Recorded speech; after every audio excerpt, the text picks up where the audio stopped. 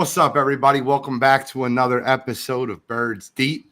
I am here, the NFL genius, Gene Wolzak, and to my right, I got Cool McCain, Eagles Elite, Play Callers Podcast. My guys all over the place, dropping the Eagles hat. Look at the background. The background is smooth. We're finally coming to you, bringing to you a win. My man, The Godfrey, will be joining us shortly. However, Cool, did it feel like a win? Do you feel like no? I do not feel like I joining won. I feel like I lost in everything but the score. Okay. I have a different perspective. I feel like they're still playing sloppy, but they clearly outplayed the Giants. So, like, for instance, if you take the two and one bad news Bears turnover, like their special teams has been incredible all year. It's been probably the highlight of our team. We have a bad news Bears play on the special teams. And then the pick six, Goddard slipped. I mean, it stinks. I don't like where the throw was going. It probably wouldn't have gained much, but it wouldn't have been a pick six if the tight end didn't slip. You take those 14 points off the board, it's 33-11. And I'm not saying that actually 15 points off the board. It's 33-11. And I'm not saying that I'm happy beating the Giants 33-25. What I am saying is I did see improvements on the offensive side of the ball. The defense looked good for the most part, and except that bomb touchdown they allowed to Darius Slayton. But I felt like the Eagles didn't look terrible. Now, maybe it was because it was the Giants. And maybe D. Godfrey will have a different opinion as we welcome him to the show. THEEGODFREY. How you feeling? What's up? Grinding at the end of the month, you know how you have to do. Oh, I do. I was asking Cool. I said, does it feel like a win? Did it feel like a win to you? You were at the game, right? Yep. Did it feel like a win, or did it feel like we're still really struggling? Cool said it didn't. He said the only thing that felt like a win was the score. I said I felt like outside of a bad news Bears special teams play and a slip, it was a blowout. I agree with Gene. I think, Cool isn't one of these people, but I think there's been a lot of overreaction to people who actually didn't watch the game. For example, my cousin was saying, oh, Jalen Hurts stinks. I'm like, well, Dallas Goedert fell on that pick six, right? But I felt like it was an improvement overall. It wasn't their best game, but it was better than they'd been doing before. They broke the losing streak of 3 games. So that's a positive. I felt an overall improvement. There's some things that I could take away from there that I would like to see done better. But, there was the sentiment from the crowd was interesting there. There was I don't know if you guys heard it on TV or not, but there was a run the ball chant that broke out at least 3 times. And the run the ball chant was appropriate. Certain times it wasn't. I was like, they're not going to run the ball on first for 2 and 20. It's just funny hearing people do that. But, because when you're sitting in the stand, sometimes you can't see the detail like you see on TV. There was a little slip up. I don't like seeing the errant big plays at the end of the game. That's twice in a row. If it happens again, that's a pattern, right? Slayton and Jigba, that's something they got to get under control. I also see cornerbacks not coming out of their break soon enough, but that, we'll get into that in the defensive ratings. I felt like overall I'm with Eugene along the same line of thinking. Cool. What led you to believe that you don't feel like it was a win? You feel like the sloppiness? How did you feel like Jalen looked? I mean, obviously we'll get into the grades. So for the most part, I was actually okay with Jalen. I did hear that he had some input into the play calling, which makes sense why we actually ran the freaking ball over 30 times. Now, granted, 8 of them were him, but even without him, we had 27 other carries. I don't like some of the situations where we ran the ball and we got good gains, but I felt like if you had Swift in instead of Gainwell, those plays could have been even bigger. I do like the fact that we actually did run the ball 20 times with Gainwell, even though it was only 5 in the first half. But we did eat off with him in the second half. So I like some of the changes. My biggest thing is there still was forced passes. Even the interception, as you talked about before, it wasn't a good read.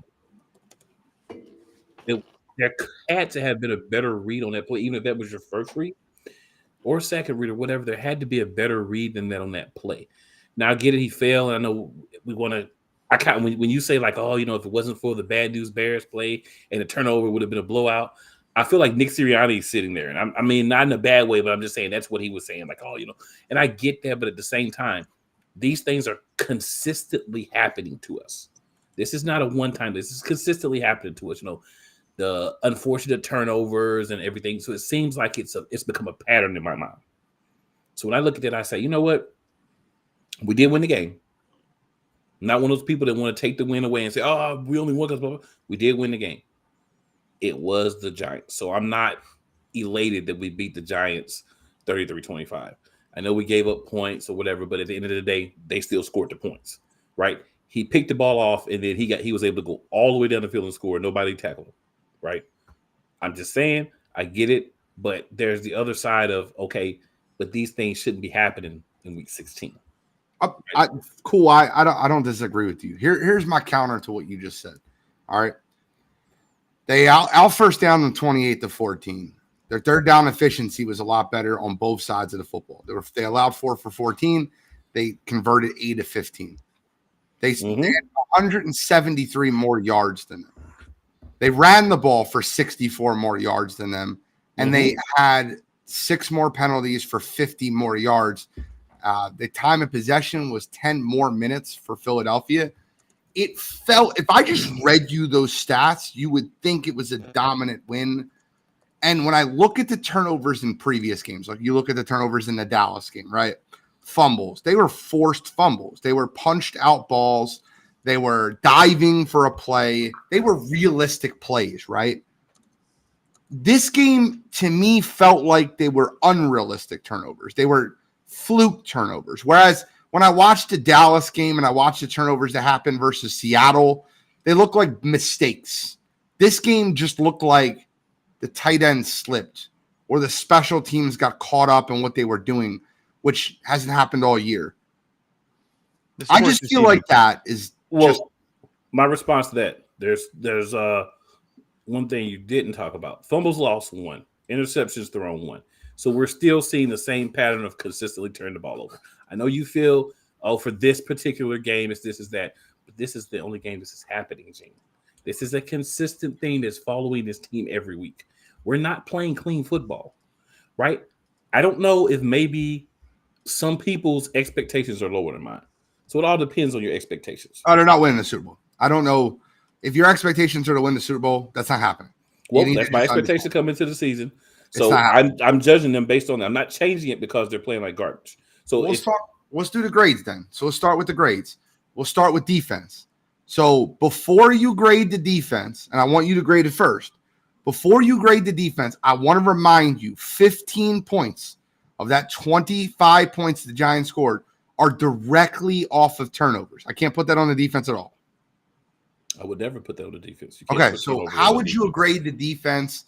Now, obviously, Reed Blankenship, who's been a good safety for us all year, got burnt toast on that touchdown play. Yes, he did. It was terrible. He took an awful route to the ball.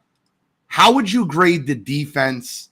I think that was the only real offensive touchdown that the Giants scored the entire game. The one was obviously like a 7-yard run after the fumble.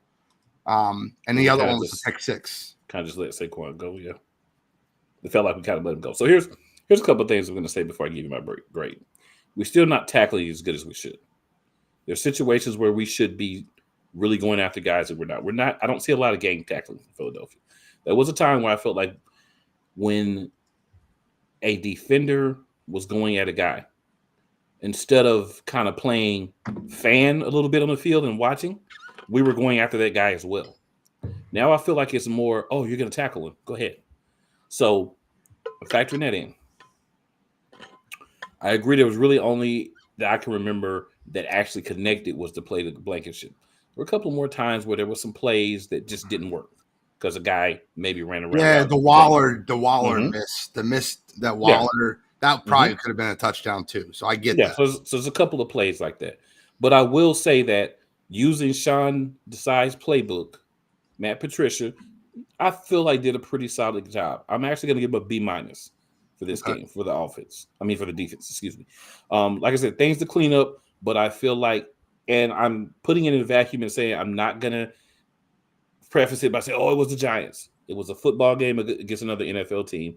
I feel like they deserve a B minus for the performance. Oh, I hear you. Godfrey, I'm going to ask you a question. I clearly seen the best defensive player on the football field for the Philadelphia Eagles, and it was not someone that I expected. I wanted to know if you've seen that. Cool didn't mention this player, but I felt like there was a player that was the best defensive player on the football field for the Eagles, and it wasn't who I'd expected to be. You think it was Keely Ringo? No, I don't. I think Keely Ringo played well. Don't get it twisted. I think Keely Ringo played very well, but that's not my answer. Yeah, I mean, we're grading defense right here, right? Yes, we are. I mean, I don't know if this is your answer, and I'm not saying he was a world beater, but I did like what I saw from Shaquille Leonard, 53 snaps. And I did like what I saw from him commanding the defense. I saw him, making the calls out there. He gave them a semblance of order, I believe, being in that position. And I think he was very active. He's not Shaquille Leonard of 4 years ago, but we all knew that. But he's also an upgrade to what we had there at present. And I thought he had a good game. I mean, I was noticing him on the field a lot, and which is a good sign because you're going to need him down the stretch. I think he was the best defensive player on the football field. And I think it spoke volumes what he said after the game. He said, the Colts wrote me off. I am here to prove that I can still make plays in this league. He spoke as a leader. He looked like he was commanding the field. They finally gave him the helmet, the defensive play caller helmet. And it felt like that Matt Patricia or Sean Desai handed the reins over to Shaquille Leonard. And I felt like that was a great sign. I felt like Shaquille Leonard was the best defensive player on the football field. Now, to your point, Keely Ringo played out of his friggin' mind. He played awesome football. Crazy what you could do when you get on the field. You're right. And Keely Ringo, but I will say this, and I will remind everyone this, and I will tell everyone this. Keely Ringo has his matchups, right? There are receivers that Keely Ringo will match up with well, and there are receivers that will absolutely abuse him. Evidence, last year's college football semifinals when Marvin Harrison Jr. absolutely abused that man over the field. Keely Ringo is a project. He is going to be a good cornerback in the NFL, and I think he can step in next year and be a starter instead of Bradbury or Slate because I think it's almost a guarantee they move on from one of them in this offseason. At least one. At least one. I agree with you. It's got to be Bradbury. I mean, I still think Slate's productive to a certain level. I don't think he is as bad as people want to act like he's playing. Even if they don't move on for Bradbury, you have to move Bradbury to safety. I will say this. Thank you. When you lose a half a step at corner, the best position for you to move to is safety. Agreed. That's what the facts are. It's really that, like you said, I said it before on this show. I've said it on my other show as well. He's not the same speed. He doesn't have it. You're still putting him out there like he has it. It's not unusual to do that. Rod Woodson was a cornerback at one point, right? He's a Hall of Famer. He wasn't all. He wasn't. Deion Sanders was a safety when he played with the Ravens. Yeah, he was safety when he played with the Ravens. And there's someone else that was coming to mind that slipped, but it's not. I believe Malcolm Jenkins came in the league as a quarterback. I'm not mistaken. I think he was a nickel corner, and he moved to transition to safety. Yeah, probably. I think it was like after his first 4 years or something like that. And there's plenty of examples of people being successful. So I would think that would be a smart move. I don't know if it's that heavy of a transition where you can't even consider that this year, to be honest. But well, with Avonte Maddox coming back, I don't know why you would take Keely Ringo off the field. You could easily move. You could easily move him there. But the problem is when you're headed into the playoffs, putting a guy in a position he hasn't played before is not an easy task. Yeah, it's not a wise move, I don't think, at this point. But hey, if he stays next year, that's something to consider, right? Because we got some guys who we've seen when they're getting a chance to play. They may not be the greatest yet, but they're flying around. They're attacking the ball. They have speed. Got to work on technique. Got to work on some of the angles. But that's what playing does for you. Yeah, I'm giving the defense a B+. Okay. And because it would have been, I'm not against it. It would have been an A if they didn't give it that play to Slayton. I feel like maybe that was inexperienced speaking. We ignored the play that Darren Waller like the throw was just off. Yeah, it was. Yeah, Tyrod we're made ignoring that. He's Did ignoring Tyrod it make because that it didn't throw? score. Did Tyrod make that throw, or was that a DeVito throw? I can't remember. I'm pretty sure it was the DeVito throw near the end of the half. Could have been a Tyrod throw, but I'm pretty sure it was the throw that got DeVito benched. Yeah, I mean, That's true right. too. I think that helped out the Eagles a little bit too, because people say like, "Oh, Tyrod was in there the whole game." Tyrod's terrible. He doesn't throw the ball on time. I don't agree with that.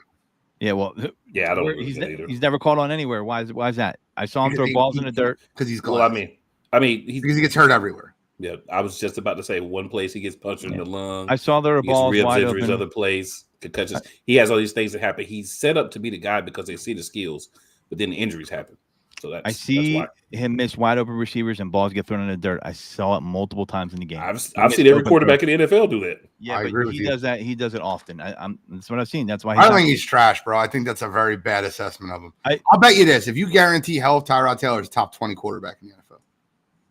I mean, I don't know if that's really high standard. Guarantee health. He's been a placeholder before. He does get hurt a lot, but your best ability is availability. Got hurt. So, yeah, no. That doesn't mean he's a trash quarterback when he's on the field.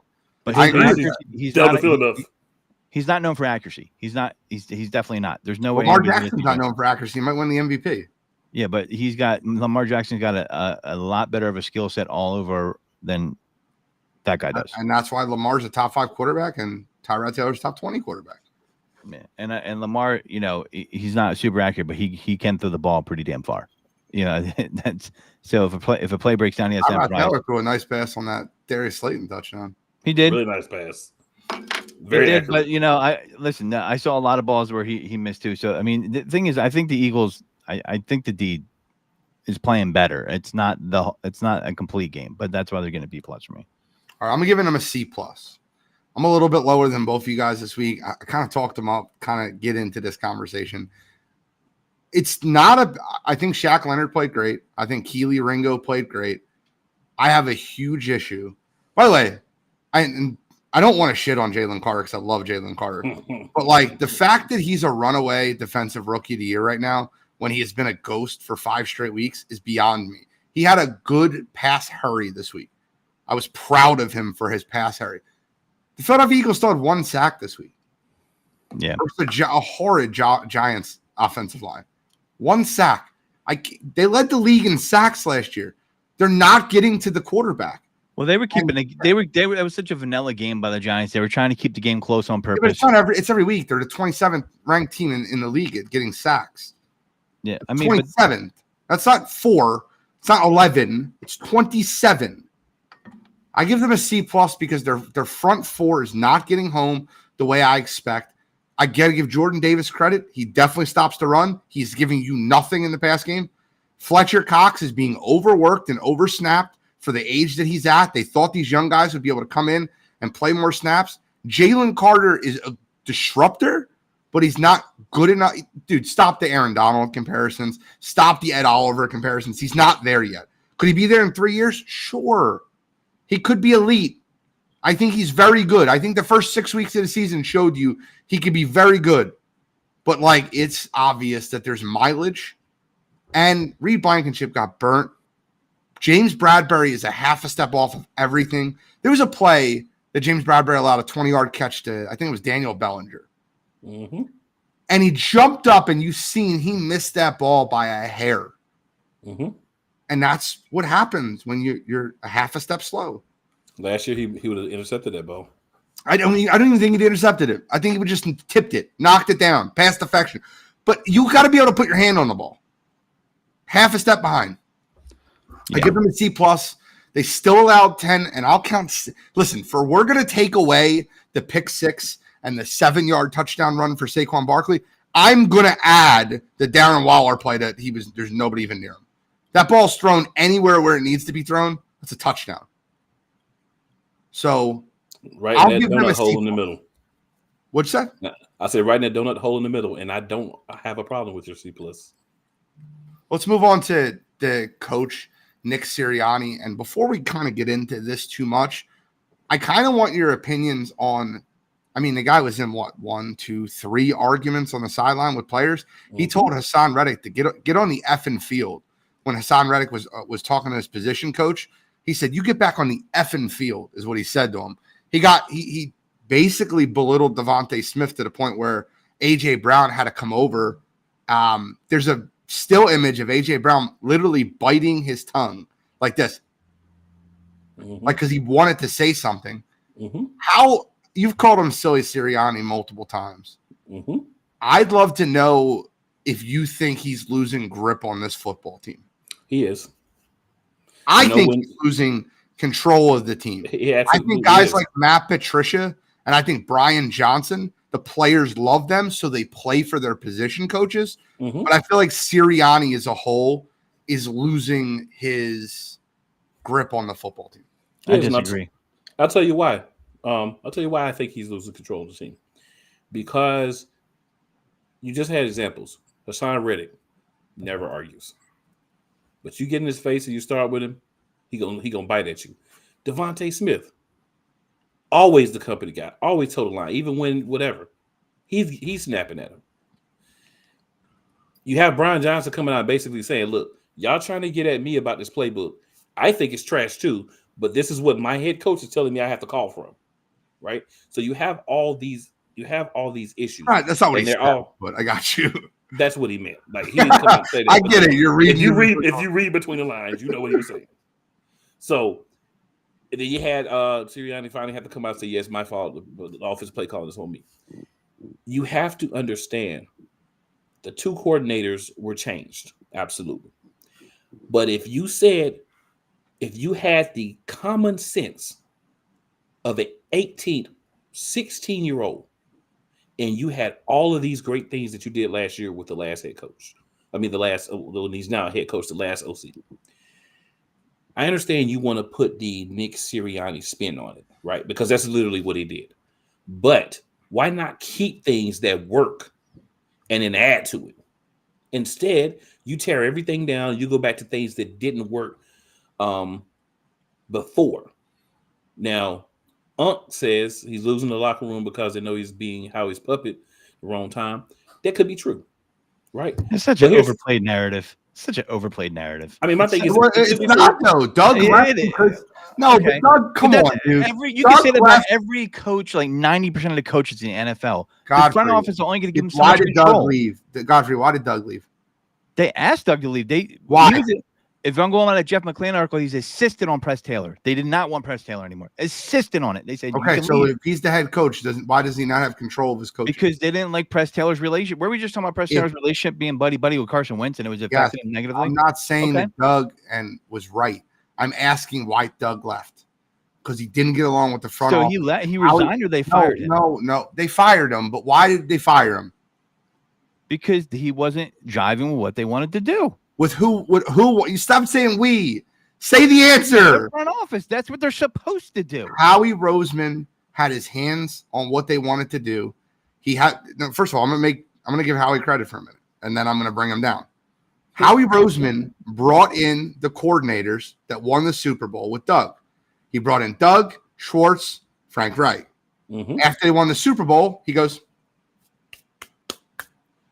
"You can pick your coordinators." He picked his coordinator, Press Taylor. Things went backwards, just like they did after Steichen and Gannon left. Howie had his hands. Hold on. Howie had his hands in picking Steichen and getting Gannon here. And Gannon, yeah.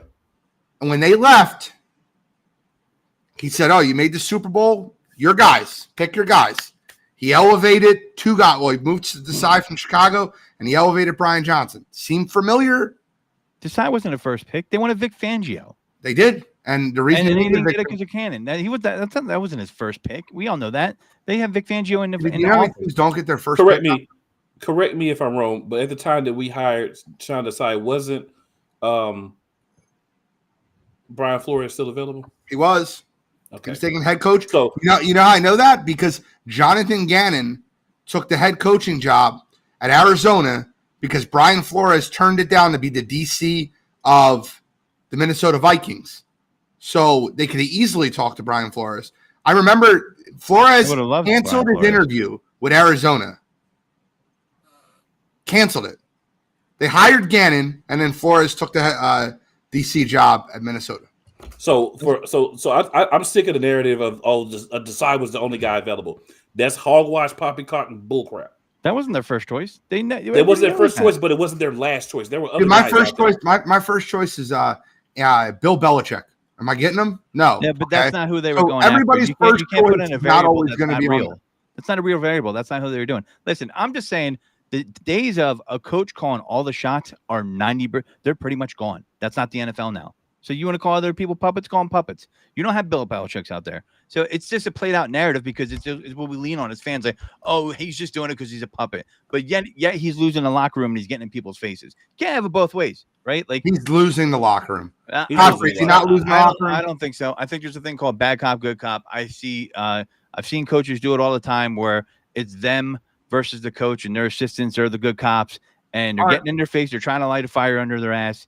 I don't buy it, man. Like, all right, let me give you a counter to that then. 11-win team losing the locker room. Hold on, Yes, I agree. Yep. I think they are. Yep. So let me give you a counter to that. Why was the 2 times that you've seen him get animated with a player, 2 of the quietest, hardworking guys on the team, Hassan Reddick and Devontae Smith, and not the outspoken AJ Brown? Not like, why is he getting like bullyish with the quiet players and not correcting? You don't see him arguing with Slay. You don't see him fighting with Bradbury. You don't see him getting into it with AJ Brown. You see it getting into it with Hassan Reddick, who's probably our best defensive player. And you see him getting into it with Devontae Smith, who, by the way, would be a number 1 and an elite number 1 on 70% of the teams in the NFL. I don't see him doing that with those guys because if it's AJ Brown, it's like, oh, AJ's getting into the coach again. Oh, AJ's getting upset. You're gonna listen. You ever see Miracle on Ice? How her Brooks motivated the team. Okay, it's a similar situation. Listen. He's been too much. Are you comparing Nick Sirianni to Herb Brooks? I'm preparing the tactic he used. Okay. And what I'm trying to tell you is that this guy was too much of a player's coach, and now he's losing the locker room. I agree with this comment because you don't want no smoke. Yeah, I think those guys would 100% tell him. Nick Dola said this team has 2 weeks to get back on track unless they're holding something back because they don't look sharp at all. I agree with you. Agree. So what are you giving the head coach? Cool. I'm going to give him are we doing just the head coach? Well, head coach / offense coordinator. Okay. We're judging the offensive play calling / head coach. Okay. So if we're doing just the head coach, I'm going to give him a D. But if we're adding in the play calling, whether that be what Jalen Hurts brought, the fact that we saw a lot more running the ball and things like that, I'm going to up it to a C. Okay. Godfrey, what do you got? I mean, overall, I'm going to give them a B- overall. I feel like they had a better called game. I think they left some plays out there. I think the players left some plays out there. Jalen staying in balance right there. That wasn't the coach. Yeah, but they got away with that. They didn't lose 3 points. They got the 3 points still because the Giants fell on the football. Yeah. But the thing that why I'm at a B- is I'm still not liking the red zone efficiency. I need more touchdowns and less field goals. Okay. I'm good with that. And I give Sirianni a C+. I think Sirianni and the offensive play calling a C+. They ran the ball 20 times with Swift. He looked great. The offense was moving the football at will. They got all their play callers involved. So I give them a C+. You got 11 targets, AJ Brown. Devontae Smith had 4 catches for 80 yards. Goddard had 9 targets, 7 catches for 71 yards. They ran the ball 27 times. 35 if you count Jalen's, and a few of them were tush pushes, so they are designed runs. A couple were scrambles, but I would say they had about 40 designed pass calls and 30 designed run calls, and I'm okay with that. If they're going to run the ball 30 times in a game and they're going to get 70 offensive snaps, I'm all right with that. There's a play that I didn't like that I saw 2 or 3 times where they were getting Swift 5 yards behind the line. Oh my God, you're talking about the pitch where he ran around. Dude, he went 11 yards backwards to get 3 yards forward. That kind of stuff's got to stop, and that's the only thing. And they're on the bubble screens again. That didn't work. Yeah, and I don't know why. I don't know why we can't get. We're just addicted to bubble. They're the worst screen team in all football. Yeah, it's like crack. You have the best pulling center in the history of the NFL, and you have the worst screen team in football. Yeah, I don't know what it is. How do you even make that happen? I don't know. I don't know. I guess that's the player's fault too. That I think that's schematics. I don't understand. You upgraded the running back as far as ability of catching out the backfield. I think it's safe to say Swift is a better catcher of the ball than Miles Sanders. 100%. You have Jason Kelsey, center that is great at pulling, and for some reason we can't get the screen game going. So we don't use the screen to Swift a lot. We don't throw the ball to Swift a lot. I love the run. They'll do the inside screen, but they'll not do the like. Right. I love the breakdown of runs though. 20 to Swift, 6 to Gainwell, 1 to Scott. That's the way I feel like it should be. If you're going to run that. I like that breakdown. I would have rather Scott get 1 or 2 more because I feel like he's low to the earth. He can get through some holes and make some things happen if he gets a couple opportunities. But if you're taking him away from him to give him to Swift, I can't argue that. Problem. You know, I agree with you. Cool. They should use Scott more. Where I would like to see him used more is inside the 10-yard line because of how he fits behind the tackles, and he's had success in the red zone before.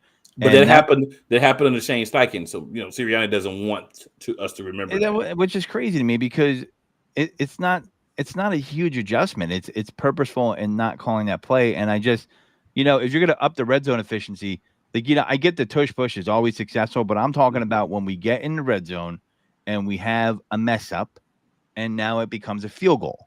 That game really, the offense should have really scored about, I don't know, I'm going to say about 8 to 12 more points, to be honest. Well, and then two, you got to remember, like, you're always not going to get down to the 2-yard line, right? Right. There are going to be times where the defense is going to hold you. We're going to throw the ball still way more than we probably should in the red zone. So there are going to be times where we're going to have incompletions or times where the rush is coming. He's got to get rid of the ball because I will give Hurts credit. At least in my eyes, he's done a better job than he has in the past of sometimes just getting rid of the ball. And Dude, saying, him in that San Fran game and him in that Dallas game, throwing the ball away was awful. So I'm glad that it's gotten better these past 2 weeks. Yeah. What are you talking about? It's a perfect transition into QB1, Godfrey. What would you give QB1's grade for the game? Jalen Hurts. Now, before you give the grade, I just want to put everything in context. 24-38, 67.2 QBR, 85 quarterback rating, 301 yards, 1 touchdown, 1 interception, 8 carries for 34 yards, and another touchdown. So he had 335 yards, 2 touchdowns, 1 interception. He took 1 sack with an 85.5 quarterback rating. I'm going to give him a B+. B's across the board. So the thing, but really going to go to B-. There's things that he has done over the season I haven't really seen corrected. I don't like the number of balls that I see get batted down by Jalen Hurts. His footwork, if you look at it, he's not comfortable. You can tell there's a distinct difference from last year.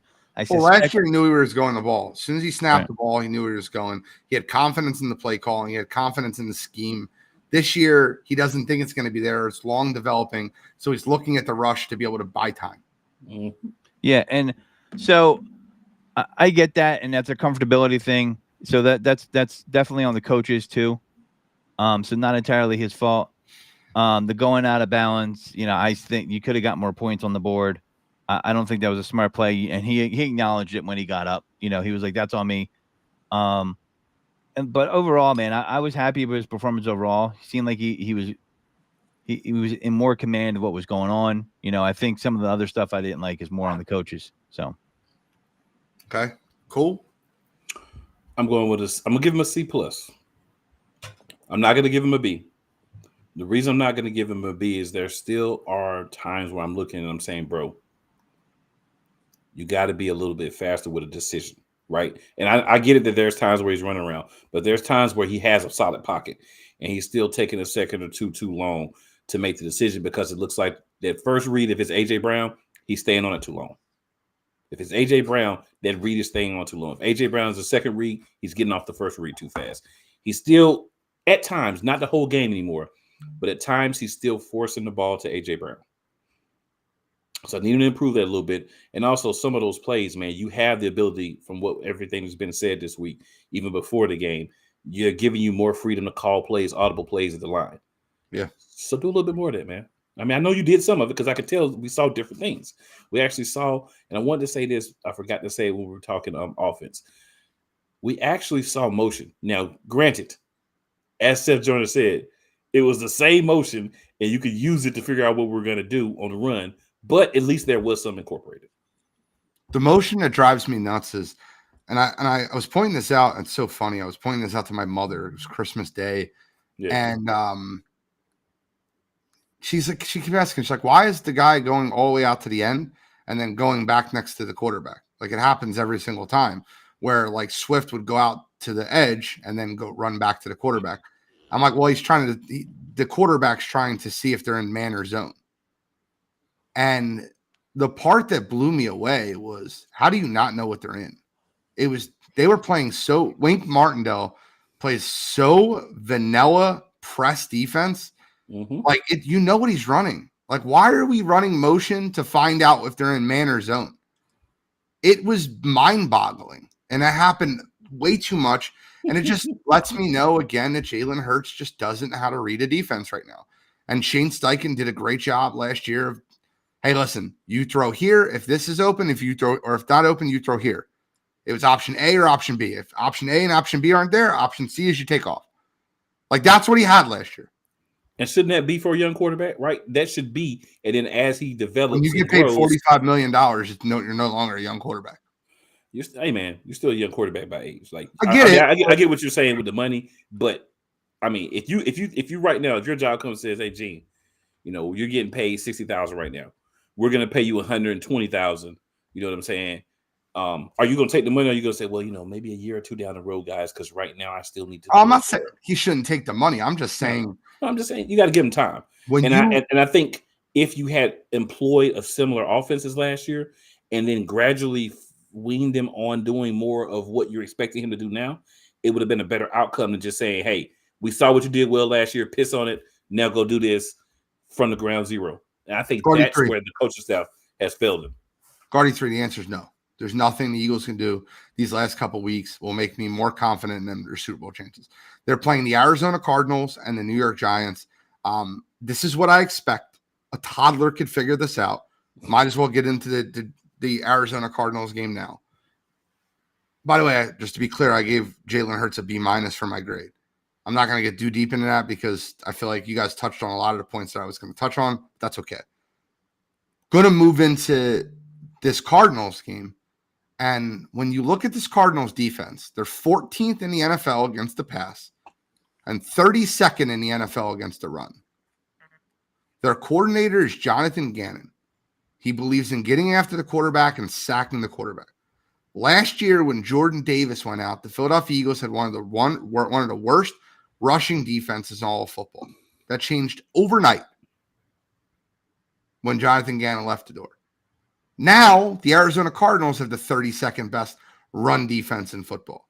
It's his scheme. It's very easy to win this football game if you run the ball. They're 32 out of 32 teams in the league against the run. Their goal is to get after the quarterback. Their goal is to pressure the quarterback. DeAndre Swift needs to have another 20 carries, along with 10 more from Gainwell and 5 more from Scott. If they don't run the ball 30 times in this football game to their running backs, it'll be a failure. This is the Jonathan Gannon revenge game, guys. He's going to have that team fired up. I'm telling you right now, you run the football, you deflate their offense, you slow down their defensive pass rush, and you should be able to win the football game. That's how you win this week. You have to run the ball.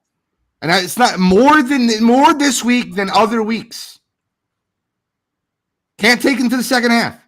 They are 32nd in the NFL at stopping the run.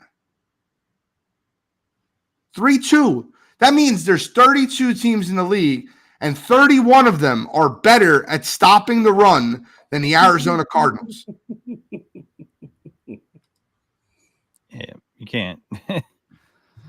I mean, my constant threat, I need to put on a t-shirt. If you've watched the Eagles Elite, you know this. Run the freaking ball. I've been saying it since the offseason. I'm telling you, you need to get the picture. You need to get the picture of what's the girl's name from Blindside, the woman's name from Blindside. Very famous actress. Sandra Bullock. Sandra Bullock. You need to get a picture of her with an Eagles logo. Enough of the trick plays, Nick. Run the dang ball. But And not even the trick plays. We say enough of the bubble screens, Nick. Run the dang ball. Well, Nick's silly. That's why I call him Silly Sirianni, right? Bro, the fact that Julio Jones had 4 targets this week and 2 were incomplete bubble screens drove me up a wall. The fact that Zacchaeus is not getting the ball is crazy to me because I feel like Zacchaeus is a guy that I'm not saying he should be out there getting 5-10 targets a game, but there are times where this man is wide open and he's not getting the ball. You know, for me, if I were to humor Brett's question, the answer would be learning how to tackle, right?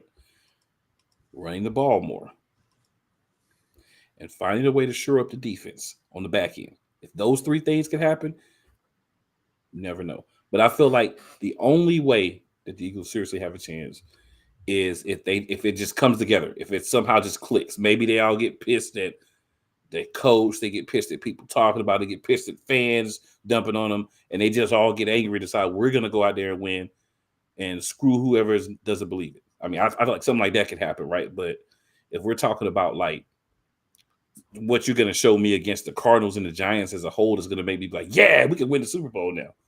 Yeah, I mean, I have to 100% agree with Gene. Like, come on. It's the Cardinals and the Giants the last 2 games. Like, what are you going to do against them that's going to be so great? Gene just so eloquently put it. Last team in running. If Sirianni has his way, and I'm going to just start calling him Sirianni. If Sirianni has his way, we'll probably go out there and throw the ball 40 times. Godfrey? Yeah, I mean, watching a lot of games with the Cardinals, they could be had. I mean, they also can score. They're 3-12. Of course they can be had. Yeah, but you can have a 3-12 team that plays good D that doesn't score a lot of points. They can score. Okay. I've seen them beat the Steelers in Pittsburgh, so it's not a team that you could take lightly. They can lose to this team. I'm not saying they will, but again, I've seen them have some wins. I've seen them hang in there with tough teams, and then eventually they wear out and they get exposed. They put some points up on the Niners. It wasn't really a close game, but they're not completely dead is my point. And Kyler Murray is a quarterback that kind of concerns me as far as running around on the field, throwing the ball. Seeing how they were having some trouble with running quarterback last week. I saw that was a deficiency in the defense, and Kyler Murray is definitely up to the task as far as using that part of his skills. But you can run on him, like you said. This should be a very heavy run game. There should be no excuse for that. I think play action should be getting set up. Their best pass catchers are really Trey McBride, Michael Wilson. He's inconsistent. He gets hurt. Greg Dortch. You should be able to shut this group down. James Conner is a weapon. The problem with their offense, Godfrey, and I mean this when I say this. You want to hear something wild? Do you know that Kyler Murray didn't throw one football to the X or the Z receiver versus Chicago? Not one target to the X or the Z. Every pass went to a tight end, a running back, or slot wide receiver. That is wild. And where did the Philadelphia Eagles struggle defensively? Mm-hmm. Oh, linebackers and safeties. Mm-hmm. Got it. So I got news for you. Don't think the Cardinals are going to be a pushover. No, I don't. Yeah, at all. Because they're going to throw the ball exactly where the Eagles stink. Now, the bright side to me is looks like Zach Cunningham will be back. Shaquille Leonard's playing much better football. So they have some stability at the linebacker position. Avonte Maddox's practice window's open. It looks like he's going to play versus New York next week before the playoffs. That's a bright side to me, right? That's a bright side. They can get better in the middle of the field. Kevin Byard's played better week after week. Yep. Sidney Brown's played better week after week.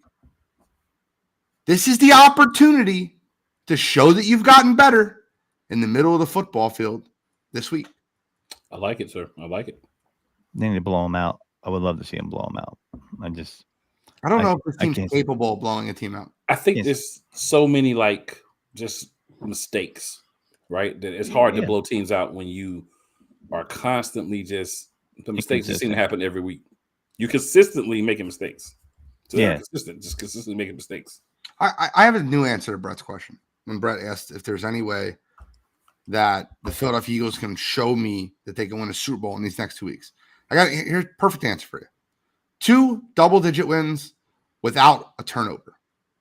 They don't turn the ball over next 2 weeks. They win the game by double digits.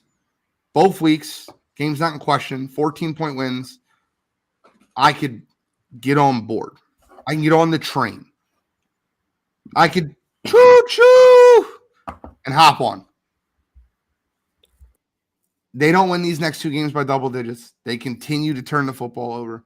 I'm going to repeat what I said at the beginning of the show. This team's not going to win a Super Bowl. You need to get that out of your head. They have the talent to. Don't think they have the scheme. Don't think they have the culture. And guys, I got news for you. I kind of want to give you guys a little insider information. If this team underperforms this year, which means loses in the second round of the playoffs, gets destroyed in the NFC Championship game, both Kelsey brothers are retiring. Travis Kelce too? Oh, Travis is retiring. You can write that down. I wish you could find a bookie that would take that bet. Travis is done. I got news for you. He's done? Travis is done. 100% done. I'm sure Travis is done. He's going to take the Gronk route. He's talked about all 9 surgeries and that he feels them and life after football. And he's going to get into the Manning cast type things. And he's going to be an entertainer, right? He's got the perfect woman for it. So I will give you that. He's done. Now, Jason, I think Jason would be fed up if this team had to go through another, even if it was another minor culture rebuild type. And I think Jason would retire. I've been thinking Jason was going to leave after this year either way, honestly. I didn't. I mean, he's almost retired. Really good football in him. He does, but I think he's been about to retire the last 2 seasons. So I think he came back thinking that this would be a good opportunity to try to get another ring and go out on top. Him and Fletcher Cox. So I think those are 2 guys that are going to be gone for me after this year. I think he loves football too much. If he was going to do that, he would have did that after that season. You could love football and do this New Heights podcast with your brother and blow that up. That's still football. I could see Travis doing that. I could see Jason wanting to be in the trenches. Okay. And if he wanted to be in the trenches so bad, he would have been almost ready to retire the last 2 seasons. You don't contemplate retirement unless you're thinking about retirement. That's not impossible. Don't say it's impossible. Every game doesn't have turnovers. You know how many times the Eagles play a team, they don't turn the ball over one time? Not many this year. Yeah. No, I'm saying how many times the Eagles. No, in the past, I get it, but I'm just saying not this year. Yeah. No, the Eagles, I'm saying the Eagles turn over another team. Like the Eagles defense gets the turnovers. They haven't gotten hardly any this year. Agreed. They've been terrible. Agreed. That's a huge difference. I still would like the mystery of Nolan Smith solved. Nolan Smith looked great. Again. They just don't play him a lot. Like for whatever reason. Great. Nolan Smith looked like one of the best players on the football field for the 15 snaps he was on the field? Yeah, they just don't give him enough. What was the snap count this week?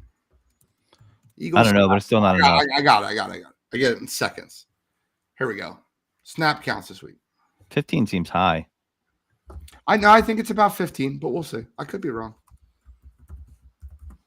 There's a website that has it for every football. I just want to know why you got to, he should be on the 17. Did you look it up already? Mm-hmm. Yep, 17 snaps. And Jalen Carter had 21 snaps. I'm telling you, and we're writing this kid in as defensive rookie of the year. He's like a minus 10,000 favorite. Well, the thing is, I think Milton Williams outsnapped him. I got you. Just follow me here. I think the problem is, and I've been speaking on this even in the offseason, we didn't have the same depth, so we burnt this kid out early because he wasn't used to this long of a season. And I'm not making an excuse. This is what I think. The rookie wall is real. I mean, it's definitely real. And then when you overplay him and you have the rookie wall, you're going to get this kind of game from him, right? And I think that's what we're having. And again, I do blame Ed, and I've been saying this all year on Sean Desai. You have to find a way to get other pieces involved so you don't burn out him and Jordan Davis, because Davis, it is his second year, but I mean, it's the second year. He's a run stopper, right? He's a big guy. He made one play on the sideline, and we thought he was going to die over there almost. So, we I got him credit for the effort, though. His effort was there. Love the effort.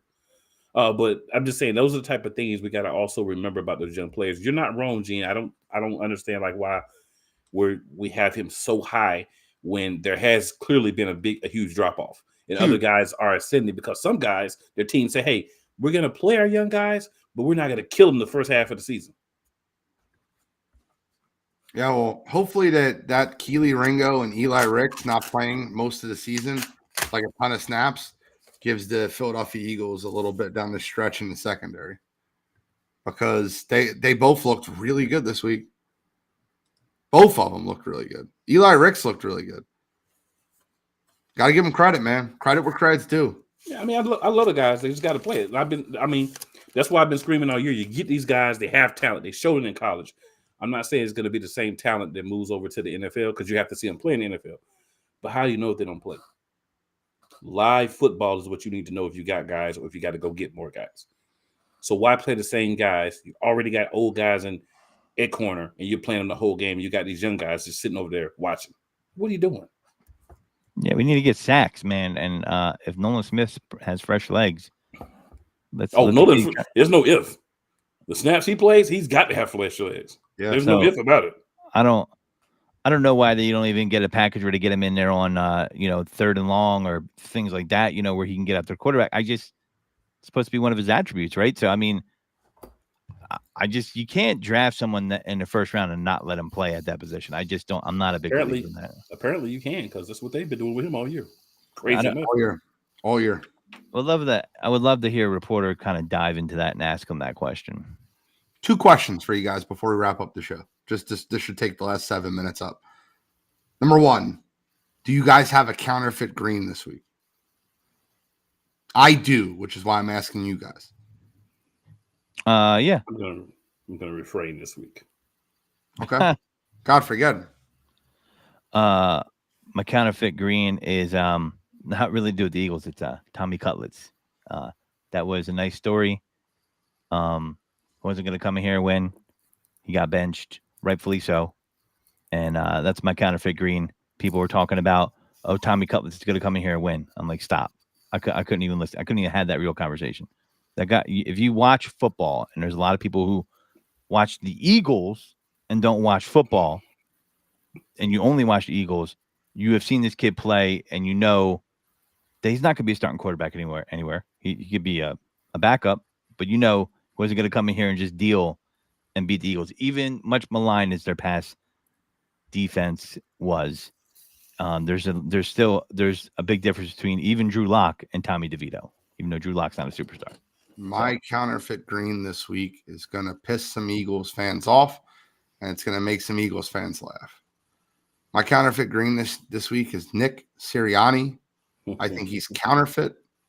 I don't think he's a good head coach. And I think he's a fraud. I think he's a fraud that hid behind what Shane Steichen did with that team's offense.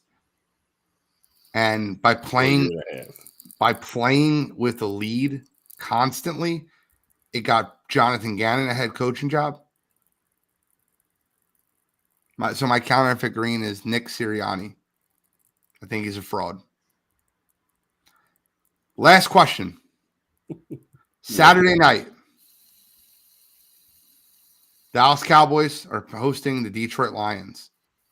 Who are you rooting for? I'm rooting for the Cowboys. Definitely go Cowboys this week. And I asked that question because we're Eagles fans, right? It's almost sacrilegious to root for the Cowboys. It makes me sick to my stomach. Not if it's for selfish reasons, Gene. Not if it's for selfish reasons. I'm rooting for the seeding. Yes. I just don't want to hear "We Dem Boys" on a tie would be best. That would be amazing. Yeah. How about this, Reddy? How about this? This might be a little wrong. I probably shouldn't say this on air, but I'm gonna say it. How about this, Reddy? They're down by 3. There's 12 seconds left on the clock. Dak Prescott drops back, gets absolutely destroyed by Aiden Hutchinson, throws a touchdown pass to CeeDee Lamb, who gets both his legs taken out in the end zone by none other than Chauncey Gardner-Johnson. Cowboys win the game, but lose their quarterback and wide receiver for the season. Dad, G. Is that wrong? Should I not say that? That's Rick James. Cold-blooded. I mean, that would be something. That would be pretty happens, favorable bro. circumstances. If that happens, bro, I'm hitting you up when I start betting on sports. If that happens, bro, word up. I don't think it's gonna happen. I just like that. I'm just saying, if even one of them happens, I'm hitting you up when I get ready to start betting on sports. I guess I got to root for the Cowboys this week. I didn't think we were all going to be in unison here. I know we're rooting for the seeding, but like I didn't think we were all going to be on the same page. I mean, I just do I have to say we them boys? Do I have to do that? Is that like, do I have to clap when they score a touchdown, or I just sit in silence and watch the football game and secretly root for the Cowboys? Just every time they do something, you can just be like, "You son of a biscuit eaters!" But good job. That's what you do. I mean, listen, a lot of weird shit happens in the last 2 weeks of the season. Okay? Tell me real quick. How much of a counterfeit green is Micah Parsons? Well, because apparently he hasn't been getting holding calls when he's being held all the time. That's not even what I'm talking about. That's another counterfeit green thing. The fact that he tweeted during Monday night's Christmas game mocking Brock Purdy, and then after Brock Purdy beat his team by what, like 25 points earlier in the season, they dropped 42 on him. That's like the definition of counterfeit. Yeah. That's a counterfeit blue, right? Bro. Yeah, that's not a good look. Especially when your team got waxed.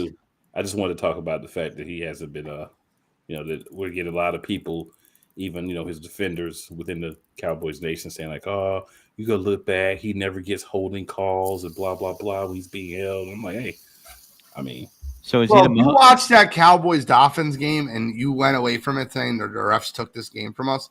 You're an absolute clown. You know where you lost that football game? First drive of the game. Tony Pollard had a wide open touchdown run, got ragdolled by a defender, got stopped at the half-yard line, and they decided to call a run to the fullback who fumbled the ball 5 yards backwards, and Miami recovered the football. That's where he lost the football game. Yeah, I'm tired of fans making TikTok reaction videos saying, "This is how the refs screwed us," and picking out 3 or 4 plays. So old. So, Micah Parsons sounds like he's becoming Mahomes on the defensive side as far as bitching about the refs calls. I mean, yeah, I'm just like, there's so many holding calls that could be called. I mean, Mike hasn't got one in almost 2 months, bro. Oh, and also, I'm no longer saying Mahomes from now on. It's Patty Mayo for me. So y'all hear me say Patty Mayo. That's what I'm talking about. Yeah, they're embarrassing. I thought we were talking about Doug Funny, like Patty Mayonnaise. Yeah, I'm talking about Patty. Yeah, he's Patty Mayo. Too much crying going on. You can't leave it up to the refs. I mean, yeah, you could find some plays. I saw a Giants reaction video saying how the refs screwed the Giants, and I'm just like, stop. Just can we not? Can we not? And I'm just so tired of that. Like, and it's so fraudulent because it's even more prevalent now as sports betting has become legal, that there's 90% of you mother effers out there reacting that way is because your bet didn't hit. Your 18 parlay didn't hit, and you're pissed about it. So keep donating your $10. Oh, and just FYI, tonight, 8:30, special episode, Eagles Elite. We're going to be discussing, everything from last week and upcoming games. So, we didn't do it last night. We're doing it tonight. There's a trash game on anyway, so why not come watch us? It's a perfect setup. We'll be on sideline to sideline from 7:15 to 8:15. After sideline to sideline from 7:15 to 8:15, move over to Eagles Elite from 8:30 instead of watching that garbage that's going to be on the TV. If you want your football fix, We got all football coming up next on Sideline to Sideline. And if you want more Eagles conversation, tune in to Eagles Elite, 8:30 tonight. Any final thoughts, Godfrey, McCain? Nah, just take it birds deep. Fly Eagles fly. Well, I am the NFL genius, Gene Walzak. That is taking it deep with the Godfrey. That is